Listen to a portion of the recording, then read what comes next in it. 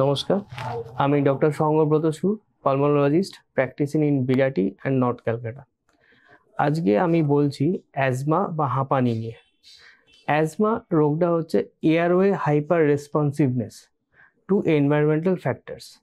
যারা অ্যাজমাটিক তাদের শ্বাসনালী এনভায়রনমেন্টে যে পরাগরেণু ধূলিকণা ঘুরে বেড়ায় তাতে হাইপার রেসপন্সিভ হয়।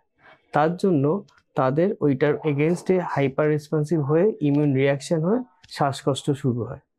অ্যাজমা সিমটমের মধ্যে পড়ে শ্বাসকষ্ট, হাঁপানি মানে সাঁই সাঁই করে আওয়াজ এবং কাশি।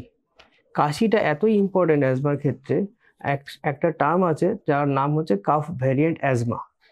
সেক্ষেত্রে যার অ্যাজমা আছে তাদের কাশিটা সবার আগে শুরু হয়। কাশি এবং তার সাথে শ্বাসকষ্টটা বাড়তে থাকে এবং সাঁই সাঁই করে একটা আওয়াজ হয়। এই কাশি, শ্বাসকষ্ট, সাঁই সাঁই করে আওয়াজ, এটা সিজনাল ভ্যারিয়েশন, মানে যখন শীত পড়ছে বা যখন শীত যাচ্ছে তখন এই শ্বাসকষ্টটা বাড়ে। সেসব ক্ষেত্রে বুঝতে হবে যে এনার অ্যাজমা হওয়ার চান্স আছে। প্লাস অ্যাজমার একটা জেনেটিক প্রিডিসপোজিশন আছে, মানে বাবার বা মার কারোর একজন অ্যাজমা থাকলে বাচ্চার অ্যাজমা হওয়ার চান্স 25%, দুজনের হলে বাচ্চার অ্যাজমা হওয়ার চান্স 50% মতো।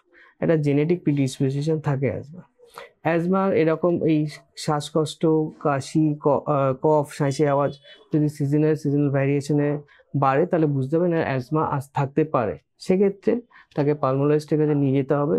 আমরা দুটো টেস্ট করে অ্যাজমা জানতে পারি, একটা হচ্ছে ব্লাড টেস্ট আর একটা হচ্ছে পিএফটি বা ফেনো করে। পালমোনারি ফাংশন টেস্ট বা ফেনো বা fractional excretion of nitric oxide, এই টেস্টটা করে আমরা জানতে পারি যে অ্যাজমা আছে। পিএফটিতে একটা অবস্ট্রাকটিভ এয়ারওয়ে ডিজিজ দেখা যাবে, যেক্ষেত্রে এফইভি1টা কম থাকবে এবং ব্রঙ্কোডাইলেটর দিলে, মানে অ্যাজমার যেটা মেন চিকিৎসা, সেই ব্রঙ্কোডাইলেটর ইনহেলেশন দিলে ওটা 12% বা 200 ml মতো তার ইনক্রিজ হবে। তাহলে আমরা বুঝতে পারি আজমা আছে। বা ফেনোটা যদি মোর দেন 25 হয় তাহলে অ্যাজমা হওয়ার চান্স বেশি। আর একটা ব্লাড টেস্ট হচ্ছে ইমিউনোগ্লোবুলিন ই, আইজি টোটাল। এটা যারা অ্যাজমাটিক তাদের অত্যন্ত বেশি থাকে। এই সমস্ত টেস্ট করে আমরা বুঝতে পারবো যে তার অ্যাজমা হয়েছে। এবার জানা গেল যার অ্যাজমা আছে তাহলে কি। প্রথম প্রশ্ন আমাদের কাছে সবচেয়ে বেশি আছে, অ্যাজমা তাহলে ইনহেলার নিতে হবে, তাহলে সারা জীবন কি করবে? অ্যাজমা ওষুধ ইনহেলার এবং ইনহেলার, এইটা ছাড়া কিছু না। ইনহেলার সঠিকভাবে নিতে হবে, ইনহেলার প্রেসারের মাধ্যমে নিতে হবে, এরকম নিলেই ঠিক থাকবে। এবং ইনহেলারটা নিলে এবং ঠিক করে নিলে তাতে তার চিকিৎসাটা হবে। এবং ইনহেলারটা আমরা 6 মাস 1 বছর পর আস্তে আস্তে ডোজ কমিয়ে দিই। কিন্তু ইনহেলারটা আজকে নিলাম, দুদিন ভালো আছি, নিলাম না, পরের দিন নিলাম, থার্ড দিন, ফোর্থ দিন, এরকম করে সারা জীবন সে ইনহেলার ছাড়তে পারবে। কাজেই অ্যাজমা যদি এই সমস্ত রোগ হয়, এই সমস্ত সিমটম উপসর্গ দেখা যায়, তাহলে ডাক্তারের কাছে যান। ডাক্তারবাবু উপযুক্ত টেস্ট করবেন, টেস্ট করে যদি ডায়াগনোসিস হয় ইনহেলার দেবেন, ইনহেলারটা নেবেন, তাহলেই অ্যাজমা রোগের উপকার, মানে অ্যাজমা রোগের প্রতিকূলতা রক্ষা করতে পারবে। ইনহেলার নিয়ে আরেকটা প্রশ্ন সবসময়, 2-3টে প্রশ্ন আমাদের ফেস করতে হয়। একটা হচ্ছে, ডাক্তারবাবু এই বয়সে যদি ইনহেলার আসে, 2 বছরই হোক 60 বছরই হোক, এই বয়সে ইনহেলার নিলে বাকি সারা জীবন কি হবে?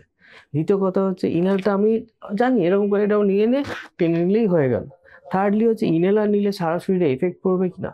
তাই এটার প্রশ্নের তিনটে উত্তরই দিচ্ছি। একটা হচ্ছে, চোখের পাওয়ার হলে চোখে চশমাই পড়ে, অন্য কিছু হয় না। সেক্ষেত্রে যদি অ্যাজমা ধরা পড়ে, সেক্ষেত্রে ইনহেলারটাই ওষুধ। লাঙের অসুবিধে, ওষুধটা ডিরেক্টলি লাঙে যাচ্ছে, কাজেই এর থেকে লেস সাইড এফেক্ট কোনো ওষুধ হয় না। যদি কোনো শ্বাসকষ্ট কমানোর যদি বড়ি দেওয়া হয় বা ট্যাবলেট, যেটা স্টেরয়েড ট্যাবলেট বলা হয়, সেক্ষেত্রে সেটা গোটা ব্লাডে মিশে যায়, তারপর লাঙে যায়, তার সাইড এফেক্ট অনেক বেশি।